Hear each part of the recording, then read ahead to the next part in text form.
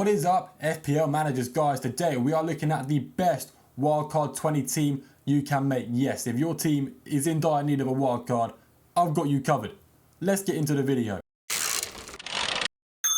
So normally when you look at a wildcard video, you look at the expected data and the fixtures, and then you look at the team. Well, the way we're going to do it, we're going to look at the data and the fixtures as we go through. Do it all at once. I think it's a bit better that way. First off, we're going to look at the goalkeepers. Now, obviously, we've got Fabianski, the cheapest starting goalkeeper in the game. He is currently injured right now, but he'll get his place back soon. He's not even red flagged, you know. Give him a few game weeks and he'll be back. The main keeper we got is Sells though. The reason I've gone with Sells is that any team with a goalkeeper below 5 mil normally isn't that good defensively. But Sells and Forest, that's a really good defence. It's a, performing as well as a 5.5 million goalkeeper should with the amount of clean sheets he's getting. So Sells, definitely a good set and forget keeper. His fixture run is all right, but when you look at a goalkeeper, you never want to let fixtures decide who you're picking, because this goalkeeper, guys, is going to be set and forget for the rest of the season unless he gets injured, because you really don't want to be wasting your transfers on goalkeeper transfers. It's usually a waste of time. We're starting off with the defence now, guys. We're going to talk about the 3 premium defenders as a whole. We've gone big at the back this time round. We've gone with Trent, Gabriel and Saliba. Now, the reason I like the Arsenal defenders and the Liverpool defenders is that Arsenal and Liverpool have the best defences in the league this season. So we're going to pull up their stats right now across the entire season. Arsenal first, Liverpool second for defensive data. As you can see, it's very, very similar. Nothing to really separate them. They've got solid clean sheet potential against any team in the league. But if you look at the last 9 games, so half the season, you look at their stats, they differ a bit. Liverpool become the 5th best defence in the league, while Arsenal take a 2-mile head start on any other team in the league defensively. They are way higher up than anyone else. Looking at the expected clean sheets, way higher than second place. The expected goals conceded, also way lower than second place. Without a doubt, it's back to how it was last season when it was essential to own 2 Arsenal defenders. At this point in the game anyway, if you're on top 100k, an Arsenal clean sheet basically doesn't help your rank. You need to have 2 for it to actually matter. So we've talked about the clean sheet appeal now, guys. Trent's clean sheet appeal is not as much as the other 2, but Trent makes up for it in assist potential, guys. Trent has the 2nd highest expected assists in FPL this season, behind only Saka, who's got 5.8 expected assists compared to Trent's 4.8.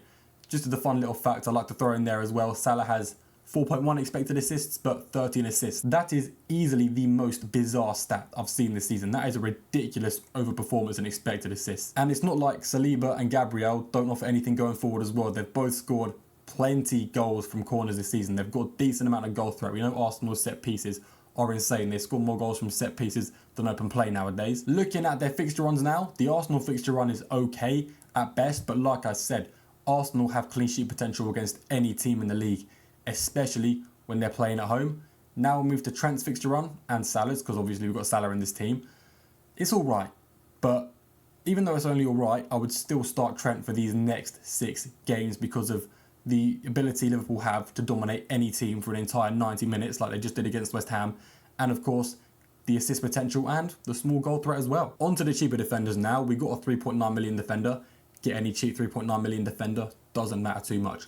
With Lewis Hall, now Newcastle defence is actually pretty solid based on recent data, even better than Liverpool's, but I can't be bothered to go into that now. That's not the point. The reason Lewis Hall is here, he's here for a very specific reason, for his fixtures in game week 21 and game week 22. There's 2 attackers in this team. One plays away to Arsenal in game week 21, one plays away to Arsenal in game week 22, and Lewis Hall playing home to Wolves and home to Bournemouth is amazing bench cover for that. Moving on to the midfield now, guys, we've obviously got Salah and Palmer.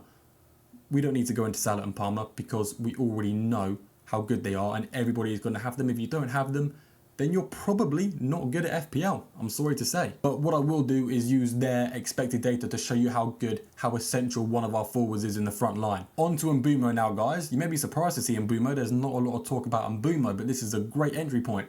Playing away to Southampton and home to Man City is 2 great games for Mbeumo to come in your team and get you some points. After that, he does play Liverpool, which is never easy, but Brentford have the most expected goals in the entire league when playing at home, so their attack can put goals past anyone. I'm usually not a fan of Mbeumo when Wissa is in the team because Wissa usually tends to hog all the expected goals, and it usually takes away from Mbeumo, which was the case to begin with. Wissa took all the expected goals away from Mbeumo, which is why a lot of people sold him. But now, based on the last 5 games, if you look here, Mbeumo is first for expected data in Brentford, and he's on penalties as well, while Wissa is 5th. He's not doing much at all. He's kind of fallen off the wagon a bit which makes me want to get Mbeumo back in the team. Finally, we're talking about the two cheap midfielders. We're going to talk about these two together, guys, because they go hand in hand, both cheap and both offer great value. I believe they are the best cheap midfielders in the game. First off, we're going to look at Ismaila Sarr's fixture run. That's how we're going to open this, guys. To open this discussion, Ismaila Sarr, you bring him in against Chelsea home. Now, it doesn't sound like the easiest game on paper because Chelsea are arguably the second best team in the league. But Chelsea's defence, numbers-wise, compared to the rest of the league, is average. It's mid-table, which means Crystal Palace still can score a goal or two. And Ismaila Sarr is racking up all the expected goal involvements for Crystal Palace. Even last game where he blanked, he did rack up 1.1 expected goal involvements. And if you look here, his data next to Morgan Rogers, his is the best for any midfielder under 6 mil and better than a lot of the mid-priced midfielders as well. The Rogers data, on the other hand, isn't as high. In fact, it's worse than the likes of Dango Ouattara, Enzo Fernandez, and even Jacob Murphy. Well, Jacob Murphy's got more expected goal involvements than almost the entire league, but he's a minutes risk, and that's why I don't like him, and it goes for the same with the other two as well. Rogers has been proven across the entire season to be consistently getting good data, consistently getting good points. These other guys I just named in Murphy, Dango, and Enzo Fernandez, they're not as reliable. They've had short periods, good spells, which is fair enough. It could materialise into more. But Rogers is way, way safer. And his fixture run is pretty darn good. Now, guys, we go onto the front line. And this is where we demonstrate how good Isak is with the expected data of Salah and Palmer. Now, what you can see here is, guys, the last 5 games, the best expected goal involvements, the top 3 in the league by a mile, are these 3. And you'd expect Salah and Palmer to be way higher than everybody else, but no. Isak is actually higher than them both. Don't get me wrong, Salah and Palmer are both close behind, but the fact he's even above them both is absolutely ridiculous. I mean, if you take away Palmer's penalties, that's 1.6 expected goals gone. Salah and Isak are up here without any penalties. They don't need them. So yeah, Isak is currently on par with the likes of Salah and Palmer, which means you have to own him. There's no debating, you have to get him in your team. And let me remind you guys of this Newcastle fixture run.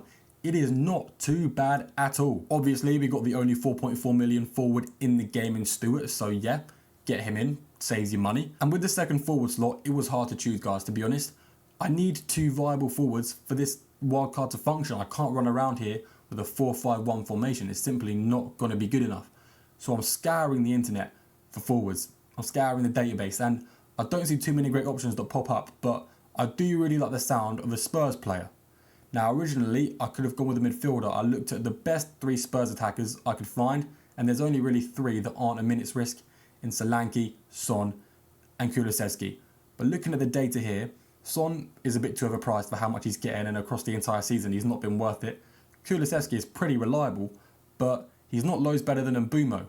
And like I said, I'm already really struggling for a forward spot, so I thought I'd take up Solanke with decent expected goals and an okay fixture run. If I'm being honest, the fixture run isn't amazing, but Spurs are a weird team. We already know this. They do better against the hard teams than they do against the easier teams. So if you see here all them grey fixtures on the left, Solanke could probably bag, 3 goals in those 3 games. Then you see he plays home to Man United and home to Leicester, he'll probably get like -2 points or something. You could argue Nicholas Jackson in this spot as well, but it does cost a lot more money and I don't think many people could afford it. If you can, go for it. It's definitely a good option. But I like the Solanke pick just a little bit more because I think he gets you more for how much he's worth. So guys, that is the whole wildcard team. You see the budget in the bottom left. You've seen it a bunch of times pop up already. It's 102.2 million as of when I'm recording this. I don't know if there's any price changes. If there is, then you'll see the change and it won't be 102.2 in the bottom left. And you can see ways to make it cheaper as well. If you cannot afford this sort of wildcard, you can save a total of 1.2 million by downgrading Saliba to Timber. You can downgrade Fabianski to a 3.9 keeper. And finally, you could get rid of Morgan Rogers for Elanga if you really wanted to. In fact, Rogers may be suspended for the Leicester game a few hours after I upload this because I'm uploading it before Aston Villa play their game. And if Morgan Rogers gets a yellow card, he's going to be banned for that Leicester game. And if that is the case, definitely go for Jacob Murphy or Elanga instead of Rogers. But yeah, hopefully that don't happen. Anyway, guys, if you did make it this far, you are greatly appreciated. Let me know what you think of the wildcard team, and yeah, I will see you all in the next video.